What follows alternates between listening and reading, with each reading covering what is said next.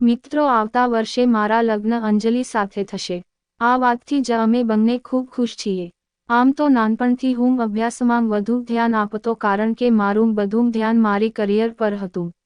એટલે જ કદાચ મારા અભ્યાસકાળ દરમિયાન કોઈ છોકરીને મારી ફ્રેન્ડ બનાવી નહોતી. અભ્યાસ પૂર્ણ થતાં સુધીમાં અમારું એક ગ્રુપ બની ગયું હતું. દરેકને જીવનમાં કંઈક અલગ કરવું હતું. અમારા ગ્રુપમાં 3 છોકરી અને 4 છોકરા હતા.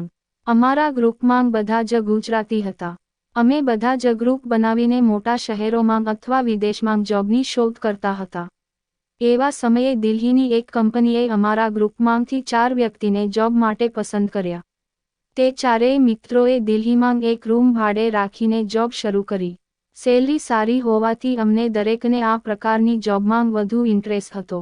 ત્યારબાદ એ ચારેય મિત્રોએ અમને પણ હેલ્પ કરી અને અમે બધા જ દિલ્હી પહોંચી ગયા અને બધા જ જોબ પર લાગી ગયા. કૌટુંબિક જવાબદારીના કારણે 2 મિત્રો ગુજરાત પાછા આવી ગયા હતા. ત્યારબાદ અમે 5 મિત્રોએ દિલ્હીમાં જોબ ચાલુ રાખી.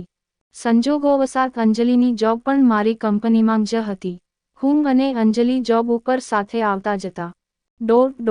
અને એક જ ફ્લેટમાં ગ્રુપમાં રહેવાનું હોવાના કારણે અમારી વચ્ચેની મિત્રતા ગાઢ બનતી જતી હતી. અમે રૂમમાં બધા જ કામના વારા બાંધ્યા હતા.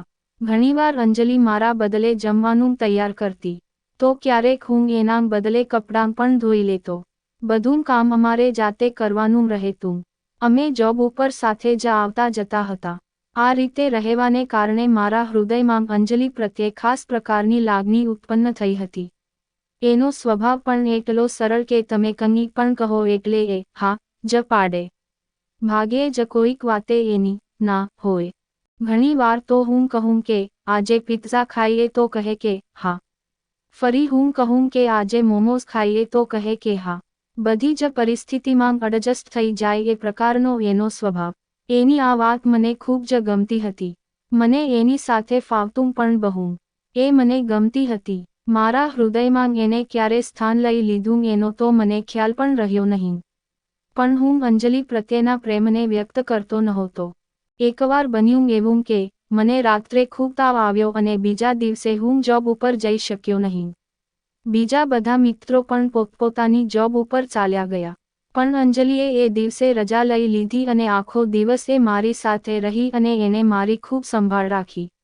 એ દિવસે તો મને જેટલો તાવ હતો એનાથી વધુ તો મને અંજલિ પ્રત્યે પ્રેમ ઉભરાતો હતો. એ દિવસે મેં ફક્ત એને એટલું જ કહ્યું હતું કે તું મને ગમે છે. અને જાણે અંજલિ મારા બોલવાની રાહ જોઈને બેઠી હોય તેમ તેણે તરત જ કહી દીધું, અક્ષય, તું પણ મને ગમે છે.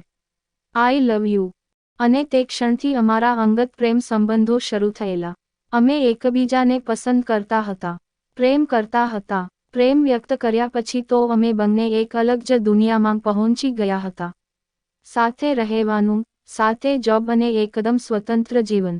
એકદમ ફિલ્મી સ્ટાઇલ. સમય પસાર થતો ગયો. યોગ્ય સમય જોઈને અમે અમારા ઘરે વાત કરી. તેઓએ સહમતિ દર્શાવી. અને અમે સાથે રહેતા હોવાના કારણે અમારી સગાઈ પણ કરાવી દીધી છે. અમે અમારા માટે અલગ ફ્લેટ ભાડે રાખ્યો છે. એમાં શિફ્ટ થઈ જ ગયા છે. ફક્ત લગ્ન બાકી છે. આવતા નવેમ્બરમાં અમે લગ્ન કરવા અમારા ઘરે આવીશું અને લગ્ન કરીને ફરી પાછા અમારી દુનિયામાં ચાલ્યા જઈશું.